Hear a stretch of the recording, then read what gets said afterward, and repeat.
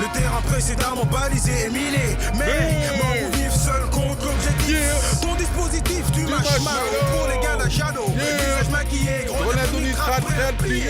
Si t'es pas préparé, attention pour un décollage vers l'infini.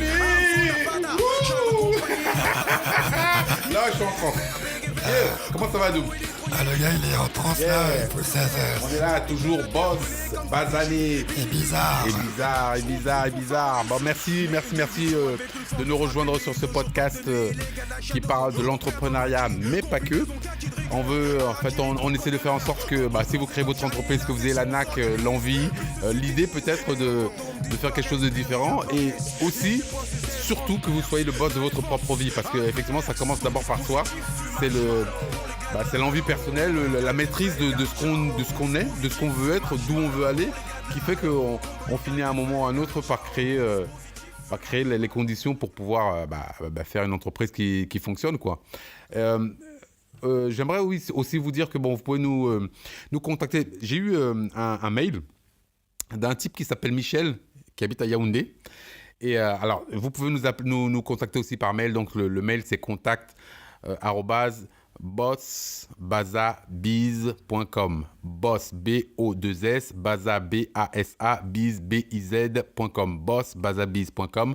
Laissez-nous un mail et puis dites-nous ce que vous pensez du podcast, et surtout posez-nous vos questions, parce qu'on est là pour vous donner de l'expérience, répondre aussi à ces questions. La page Facebook, c'est Boss Bazabiz, Instagram, c'est Boss Bazabiz, Twitter, c'est @BossBazabiz. Voilà, et allez-y, hein. Nous on est là pour vous, donc likez, commentez, partagez, parce que on est là, on vous donne ça battle, comme on dit, gratuit. Il n'y a pas d'artige derrière, voilà quoi, tranquille. Et donc voilà, c'est la moindre des choses. Battle, c'est en quelle langue? Battle, c'est en galérien de cité, qui veut dire gratuit. Yes. C'est ça, c'est exactement ça. Le thème d'aujourd'hui, c'est le Michel en question à Yaoundé m'a posé la question et m'a dit écoute Ménélique, c'est intéressant ce que tu dis, etc. Ouais, être entrepreneur, ok, pourquoi pas, mais moi j'ai pas d'idée. Comment est-ce que je peux faire pour trouver une idée de business quand j'en ai pas? Je me suis dit que ce serait une question intéressante à répondre. Qu'est-ce que tu en penses, Adoum? Je sais pas, moi j'avais l'impression que la difficulté c'était de pas avoir les moyens de mettre en place ces idées. Donc je pense que déjà il faut être très curieux, parce qu'en fait les idées souvent elles sont juste devant soi, et ça demande à avoir beaucoup de curiosité, parler avec beaucoup de gens, et en général les idées se manifestent. Ou sinon ça demande tout simplement à expérimenter plein de pistes. Tout à l'heure hors antenne tu parlais faire la vaisselle. Oui. C'est ça, faire la vaisselle, aller à droite, à gauche, faire différentes choses. Ça peut stimuler ta créativité, et tu peux trouver l'idée, quoi. Mais je pense qu'avant tout, ça demande à être en interaction avec d'autres personnes, parce que je pense que certaines fois, tu as les bonnes personnes à côté de toi qui ont la bonne idée, en plus qui te connaissent bien, et il faut pas hésiter à en parler autour de soi, je pense. Mais je crois que tu as raison. Pour revenir sur ce que tu as dit, je pense que l'observation est quelque chose de très très important. Souvent, nous, dans notre vie de tous les jours, on est confrontés à des petits tracas ou des choses qui nous embêtent un peu. Tu vois, par exemple, au restaurant, tu vois la manière dont te sert la serveuse, tu te dis... Franchement, c'est abusé. Le service ici, le temps que prend un plat pour arriver, le ménage qui n'est pas fait de manière correcte. Tu rentres dans le métro ou tu prends le Uber, tu vois que il y a peut-être le service n'est pas au top.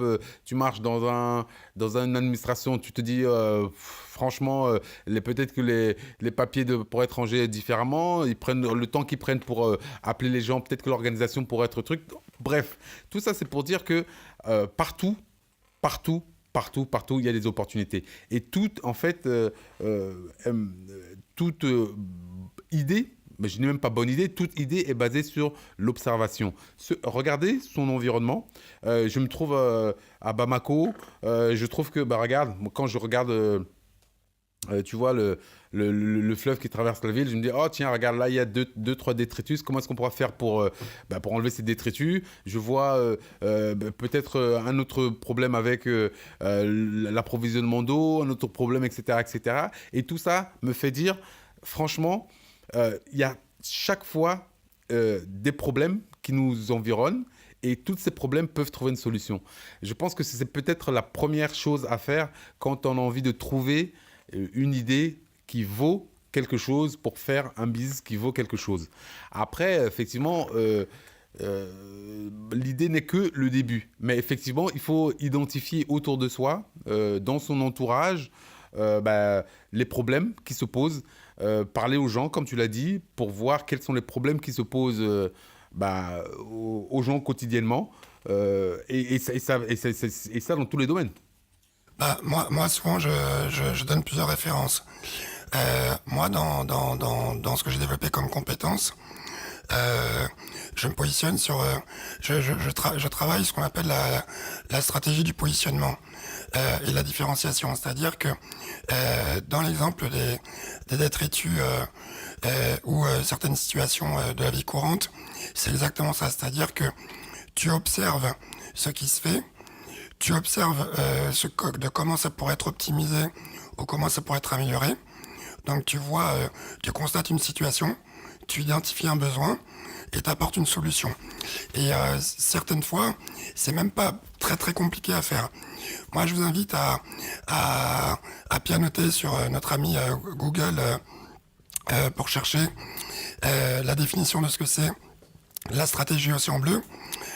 La stratégie Océan Bleu, c'est la stratégie de différenciation. À contrario de la stratégie Océan Rouge, où il y a de la concurrence effrénée. Donc les sociétés en stratégie Océan Rouge sont tout ce qui est les sociétés de téléphonie, les sociétés de vente de voitures, les supermarchés, qui eux se différencient par le prix, parce qu'à un moment donné, entre tel téléphone... Mais en fait, pour les gens qui ne savent pas exactement ce que c'est que Océan Rouge, en fait, c'est une idée sur un marché qui est saturé. Une idée sur un marché où il y a plein de concurrence et où c'est super hardcore de faire son bout de chemin. Par exemple, imaginons demain, après-demain, tu veux faire ta marque automobile, c'est un peu tendu. Au niveau des moyens, c'est un peu tendu au niveau de la production qu'il y a, des gens qui sont en train de faire des trucs, etc. Ça, c'est Océan Rouge. Et Océan Bleu, c'est plutôt dans un domaine qui est, où il y a moins de monde, qui est moins saturé et où tu peux justement peut-être prendre le temps de développer, prendre le temps de faire les choses, etc. Et l'avantage un des avantages concurrentiels qu'on peut avoir, c'est de se dire, pour les basanés africains, l'Afrique, c'est un océan bleu, quelque part. Exactement. Mais qui va peut-être devenir rouge parce qu'il y a plein de gens qui viennent commencer à faire des choses là-bas. Alors, Océan Bleu, ça va... effectivement, tu peux faire des zooms à tous les niveaux. Ça veut dire que c'est un océan bleu en tant que marché. Mais ça devient un océan bleu qui devient rouge si tu vas, par exemple, pour faire creuser des puits. Bon, il fallait que je la lance celle-là, parce que bon... Pourquoi Mais pourquoi creuser des puits, dis-moi alors, je vais me permettre une digression. Alors, s'il vous plaît, messieurs, mesdames, qui creusez des puits en Afrique et qui, justement, le fait de savoir, c'est que déjà, il y a une règle par rapport au fait de creuser des puits en Afrique. C'est que, premièrement, c'est très, très visible. C'est vrai qu'en termes de com', en termes de market, et il faut toujours suivre la main de Garcimore pour comprendre ce qui se passe. En termes de creusage de puits, donc c'est très très visible. Mais par contre, si vous prenez la loupe, ceux qui creusent les puits savent qu'il y a une notion qu'il faut prendre en considération. La nappe phréatique, elle est à quel niveau ? Et donc souvent ce qui se passe, c'est qu'on creuse le puits sur des profondeurs qui sont des poches, qui sont pas des nappes phréatiques très très conséquentes. Et donc ce qui se passe, c'est que le puits, au bout d'un certain temps, est tari. Pour quelle raison ? Parce que tout simplement, par rapport à cette situation-là, c'est pas une vraie nappe phréatique. Donc il faut creuser plus profond. L'autre chose aussi dans le creusage de puits, c'est que il y a aussi toute la maintenance. On fait des puits, c'est super et tout, dans le village et tout. Ah, zut, on a oublié de tout simplement mettre un service de maintenance avec les pièces et tout ça. Donc le puits, au bout d'un certain temps, après qu'il y a eu l'annonce avec tambour et trompette et tout, pour dire qu'on a creusé un puits, le puits n'est plus fonctionnel.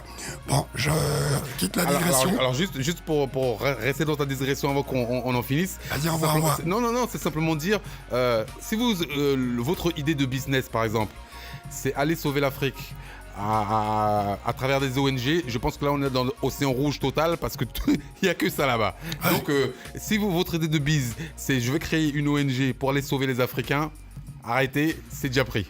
Voilà. À bon entendeur, salut. Voilà, surtout qu'en plus, il faut rappeler qu'une ONG, c'est pas fait pour rémunérer la personne qui est truc. Et ça, je vous invite à réécouter le podcast précédent quand on parle de ce que c'est un entrepreneur. Donc, effectivement, dans l'entrepreneuriat social et qu'on est directeur d'une ONG, donc qui est financée par l'argent public et tout. À mon sens, on peut innover, mais on peut pas se définir en tant que tel, en tant qu'entrepreneur, pour moi. Ok, refermons cette grosse parenthèse. Donc voilà, tu disais. Il fallait que ça sorte. Hein, oui. Ah ben non, de toute façon, il faut dire les choses. Hein. On est ici pour ça. Maintenant, pour en venir au Océan Bleu. Océan bleu, donc l'Afrique est un océan bleu, et donc par rapport notamment au puits, là il y a plein de stratégies océan bleu qui sont en train d'émerger de l'Afrique, et comme tu dis, c'est une terre extrêmement fertile en innovation. Est-ce que tu sais qu'au niveau des drones, c'est en train de devenir le territoire des drones? Il y a des drones qui sont mis en place pour justement suivre l'exploitation des champs, l'avancement des criquets, pour l'arrosage des champs. Il y a pas mal de choses qui sont en train d'être innovées. Est-ce que tu sais, par exemple, en océan bleu, en Afrique, ce qui se passe, c'est que même le système de paiement à travers le portable, c'est quelque chose qui est venu d'Afrique. Et donc, la personne qui, à un moment donné, a eu cette idée et qui a mis en place, elle a eu sur une stratégie de différenciation. La stratégie de différenciation océan bleu qu'on connaît le plus et qu'on pratique tous les jours, j'en ai d'ailleurs un entre les mains pour pas vous raconter n'importe quelle définition, pour m'assurer que je vous dis la bonne définition, c'est le smartphone. Le smartphone, c'est à un moment donné une création de quelque chose qui n'existait pas sur un marché qui n'existait pas. Et l'avantage de la stratégie Océan Bleu, c'est que le premier qui arrive et qui rend le truc fonctionnel, il a ouvert un marché et donc du coup c'est lui qui donne la règle du jeu. Donc là je vous ai parlé de smartphone, mais ça peut être sur des choses beaucoup plus simples. Et je finirai par une personne en tout cas dont on peut s'inspirer, en tout cas moi qui m'inspire beaucoup et qui est française et qui est en plus originaire de la Seine-Saint-Denis, et je crois même qu'il est originaire de Saint-Denis, c'est Malamine Koné, qui, son Océan Bleu, il l'a fait comment? Alors, il était dans le foot, il avait plein d'amis footballeurs, il a voulu faire une marque de vêtements, et son Océan Bleu, ça a été quoi? S'il avait fait la marque de vêtements, à des footballeurs, ça aurait été Océan Rouge. Parce qu'il y a plein d'équipementiers et tout. Tout à fait. Sans les citer, il y a Adidas, Nike, Puma, enfin voilà, 3 milliards. Et donc lui, qu'est-ce qu'il a fait? Il a observé, il a lu les contrats, il a juste vu qu'il y avait un joli petit océan bleu qui était là. C'est qu'en fait, les joueurs n'étaient pas sous contrat lorsqu'ils étaient en dehors des terrains de sport. Et là, il a foncé, il a créé son océan bleu, il a développé. Et aujourd'hui, c'est une belle boîte que nous connaissons tous. Donc, ça peut partir vraiment de petites idées. Et si j'ai fini sur cet exemple-là, c'est que il n'est pas parti avec beaucoup d'argent, mais il est parti avec un réseau, des gens qui lui sont proches. Donc, c'est ce que je disais tout à l'heure. Et surtout, un côté curieux et analyser la faille et les points faibles. Donc en fait, juste pour résumer ta pensée, tu dis que pour trouver une idée, quand on n'a pas d'idée pour faire un business, il faut déjà d'une part observer autour de soi et essayer de trouver des idées dans des secteurs où il n'y a pas foule de gens qui ont trouvé ces idées-là, pour pouvoir les développer plus facilement, plus paisiblement et avoir davantage le temps dont on a parlé dans un podcast précédent, le temps de développer son idée et d'asseoir justement ces différentes stratégies. C'est exactement ça, voilà. C'est que en fait, souvent, tu sais, il y a des comparaisons à l'entreprise avec les stratégies militaires. Tout le monde citera Sun Tzu, le Prince, Machiavel et compagnie et tout. Et en fait, ça s'appelle une démarche asymétrique. asymétrique. Pourquoi ? Parce que je crois que tout le monde a vu La Chute du Faucon Noir. La Chute du Faucon Noir. La Chute du Faucon Noir, c'est un film américain. Donc, si vous n'avez pas eu l'occasion de le voir, c'est en fait, je crois que c'est des soldats qui sont. C'est des soldats qui se sont retrouvés face à Mogadiscio, à des Somaliens. Et en fait, l'armée américaine des États-Unis, donc une des plus puissantes du monde, face à une armée d'un pays africain. Après, moi, c'est absolument pas pour parler du conflit lui-même, qui est beaucoup plus complexe, mais c'est juste pour expliquer que face à un adversaire qui a plus de moyens, si on veut aller sur son terrain, on est foutu d'avance. On est mort d'avance, c'est même pas la peine de commencer.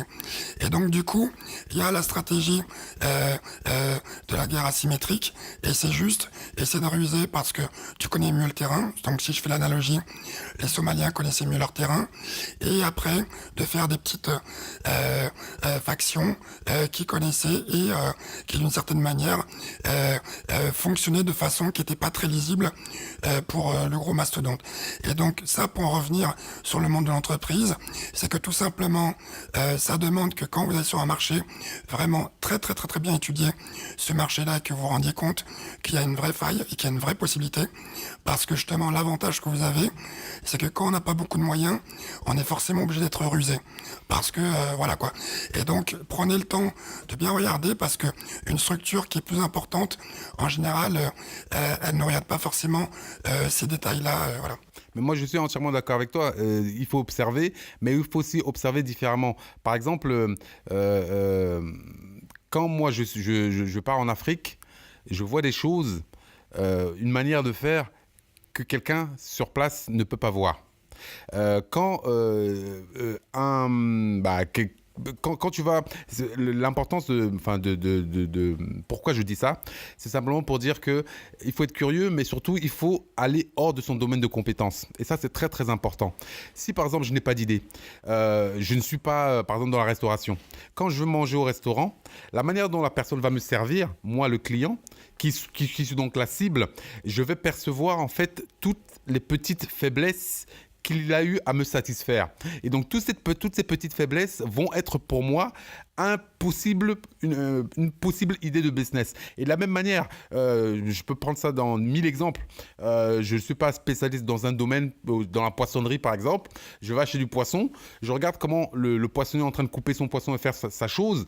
Moi, ça peut me donner des idées. Je me dis, mais pourquoi est-ce qu'il ne fait pas comme ça ? Et justement, ça, c'est quelque part penser en dehors de la boîte et avoir l'idée de changer les choses. Et moi, j'adore cette manière d'être, parce que justement, ça permet quelque part de révolutionner le système. Quand Apple, tu parlais de téléphone tout à l'heure, quand Apple est venu dans le domaine de la téléphonie, ils ne construisaient pas de téléphone. Effectivement, ils avaient les moyens, mais ils se sont dit, on va trouver un autre moyen. Tout le monde avait les gros téléphones à touche.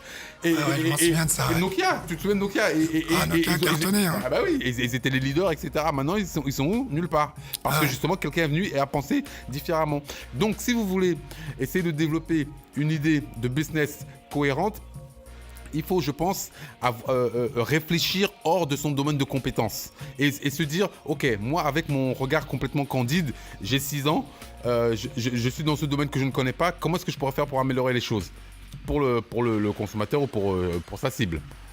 C'est en fait, là je regardais la définition, c'est ce que maintenant ils appellent le design thinking.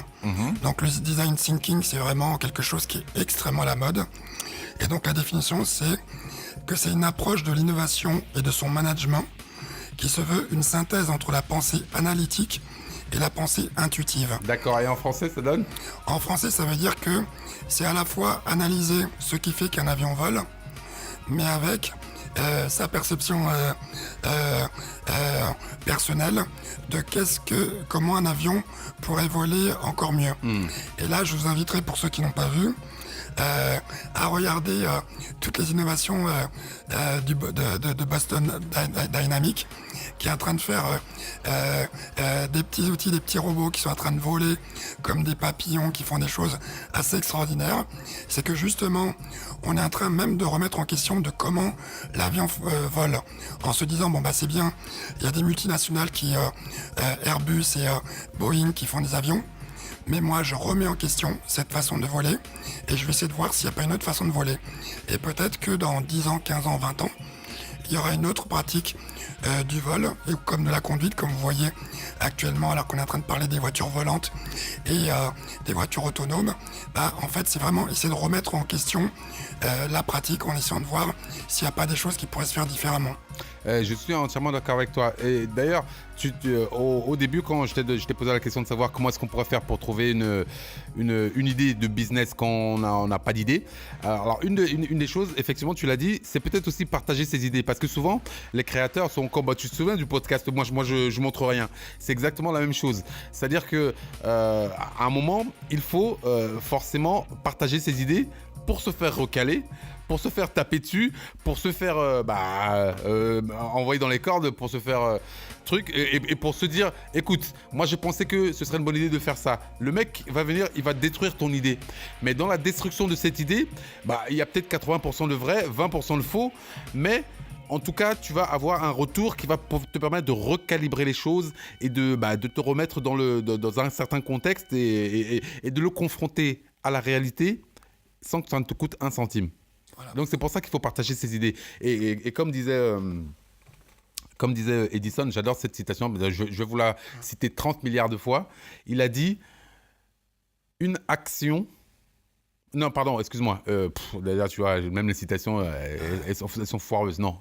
Et il a dit une idée sans action, c'est juste une hallucination. Ah ouais, c'est pas mal. Ouais. Tu vois ? Ah ouais. C'est une idée sans action, c'est juste une hallucination. Ouais. Et c'est vraiment, vraiment ça. C'est-à-dire que tu peux avoir la meilleure idée du monde, mais si tu ne la mets pas en action, ça ne marche pas. Et déjà, pour avoir l'idée, là, c'est là où on en est, il faut réfléchir différemment. Il faut réfléchir différemment et puis je pense que globalement c'est un peu même le thème de ce podcast, il faut faire la contrainte un avantage. Là par exemple, une fois j'ai cru qu'on se foutait de ma gueule, on m'a dit ouais avec ta voix là tu pourrais faire la voix off. Le gars là j'ai regardé, j'ai dit mais il se fout de ma gueule ou quoi. Bon c'est une personne connue, bon je dirais pas son nom parce que voilà, mais en fait pourquoi pas. Pourquoi pas? Parce que s'il y a besoin de voix de mafieux ou de voix d'aliens ou de monstres aquatiques ou machin et tout, je suis le meilleur océan bleu de la voix. Et cette différence fait justement que toi, tu peux prétendre d'autres choses. Alors, il y a un autre truc que tu as précisé tout à l'heure. Tu as dit, pour trouver une bonne idée par rapport à ce qu'on veut faire, il faut faire ce que l'on aime. Mais je dirais quand même qu'à faire ce que l'on aime, il y a quand même... un petit écueil possible. Parce qu'il y a des gens qui vont se dire, bon, moi, je fais ce que j'aime, donc j'adore jouer aux jeux vidéo. Donc, je me cale sur mon canapé, je joue aux jeux vidéo toute la journée et je vais sûrement être le meilleur aux jeux vidéo. Ça, c'est pas ce qu'on aime de cette manière-là. C'est-à-dire qu'effectivement, tu peux rester toute la journée le cul sur ton jeu vidéo, à essayer de t'améliorer, mais c'est peut-être pas ça. C'est peut-être, tu joues au jeu, tu penses peut-être au jeu et donc tu vas peut-être concevoir des jeux d'une manière différente, etc. Donc c'est pour ça que faire ce que tu aimes pour trouver l'idée, il faut quand même l'accoupler à la manière dont tu vas le faire et surtout privilégier l'excellence. C'est-à-dire que ce n'est pas simplement se caler et observer les choses, mais se dire comment est-ce que je peux faire pour transformer ces choses pour qu'elles deviennent excellentes. Je pense que c'est impératif. Voilà, mais justement, par rapport aux jeux vidéo, la dernière fois, j'ai écouté une émission où justement, il y avait un jeune qui se faisait un peu cartonner parce qu'en fait, il disait qu'il était passionné de jeux vidéo. C'était pour la journée, tu sais, sans Facebook, sans connexion et tout.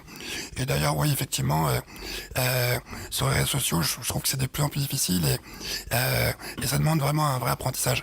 Mais en tout cas, lui, il disait qu'il était passionné. Et en fait... il avait un discours hyper concret et les gens en face ne comprenaient pas ce qu'il disait. Mais il disait juste que on est le seul pays au monde où justement c'est très très mal vu de jouer aux jeux vidéo, tout ça. On te voit comme un glandeur et tout ça et tout.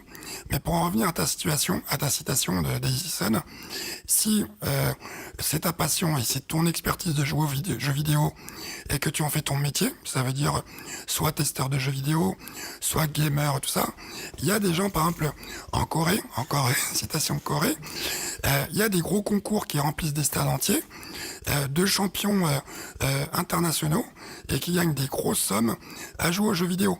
Donc, Oui, mais non, mais ce que je veux dire, c'est que je ne mettais pas en cause le fait que le jeu vidéo soit truc, mais je disais, par exemple, imaginons donc tu joues aux vidéos, moi, j'aimerais que l'idée de Biz soit de dire, ok, moi et mes potes, on joue aux jeux vidéo, on adore ça. Donc, effectivement, organisons ce concours. Voilà ça. Qui fasse que. Donc, tu vois, en fait, c'est l'application pratique. C'est toujours l'inaction, quoi. Tout à fait.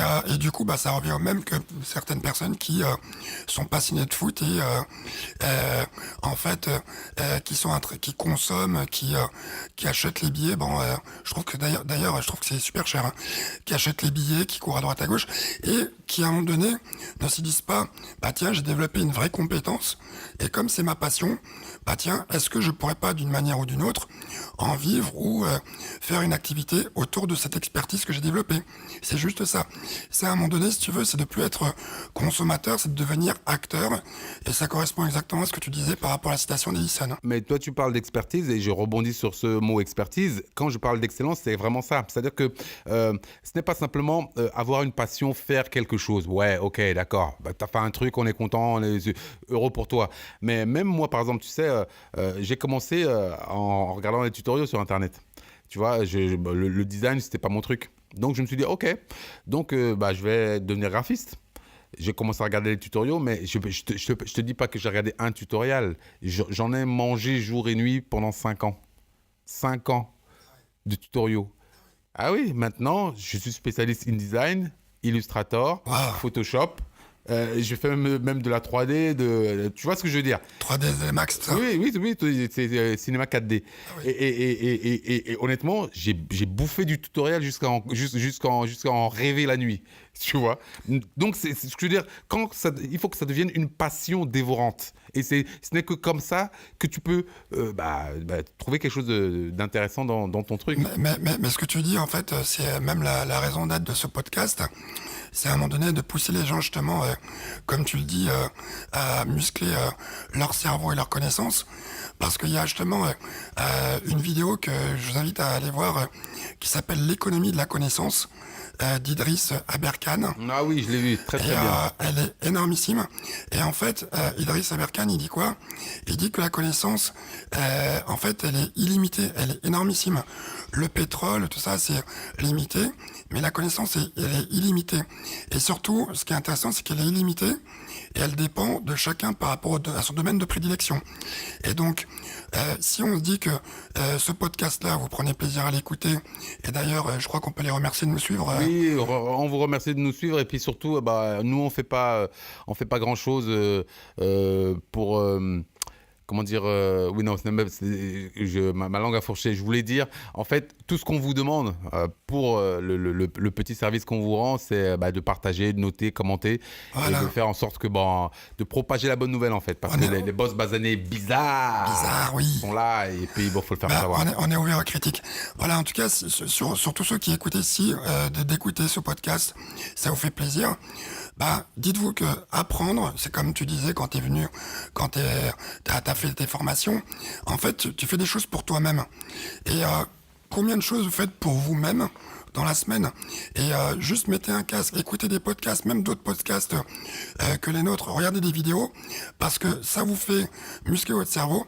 Et si vous savez que dans la semaine, vous avez écouté pendant 4 à 5 heures ou 6 heures des choses qui vous font grandir, ça fait que en fin de mois, vous êtes à 16, 20 heures, 30 heures de connaissances, et forcément, vous allez évoluer. Tout à fait. C'est un peu comme quand vous allez en salle de sport par rapport à votre physique, ou que tout simplement, pour ceux et celles qui mangent pas de gluten et qui mangent bio, c'est exactement la même chose, quoi. C'est quelque chose spécifiquement pour vous, quoi. Et surtout, dites-vous que cette connaissance, personne ne le fera pour vous. Exactement. C'est-à-dire que c'est votre bodybuilding quotidien. Si vous voulez muscler votre cerveau, vous devez muscler votre cerveau quotidiennement pour votre business. Et même si ça n'a pas un impact direct sur le business que vous êtes en train de faire, ça va vous permettre justement d'être beaucoup plus fort, beaucoup plus prêt à toutes les situations. Parce que dans ce chemin d'entrepreneuriat que vous prendrez peut-être, ou même dans le chemin de vie que vous prendriez, et que même si vous ne devenez pas entrepreneur, vous aurez besoin de ces connaissances pour aller plus loin, aller plus vite, aller plus fort que les autres. Ouais, donc il faut forcément le faire. Voilà, et donc par rapport à ce qu'on avait dit, c'est vraiment être très très curieux. Je pense que la plus grande compétence qu'on puisse avoir, c'est être très très curieux, être très ingénieux, et surtout, encore une fois, n'oubliez pas que l'être humain est un animal social, et donc tout le temps en interface avec votre entourage. Complètement. L'animal social, c'est exactement ça. Et d'ailleurs, je pense qu'on va bientôt faire un podcast sur ça. J'aimerais vous dire merci beaucoup de suivre Boss Basané Bizarre. Le podcast, on est là pour vous, donc n'hésitez pas à commenter, noter, partager. Allez sur le site internet, c'est bossbazabiz.com, Instagram, Twitter, @bossbazabiz. Bossbazabiz, on est là. Merci à nous. Merci à toi. Bande de papilles, de jour comme de nuit, les gars de la Shadow, on perd dans le maquis, combinaison de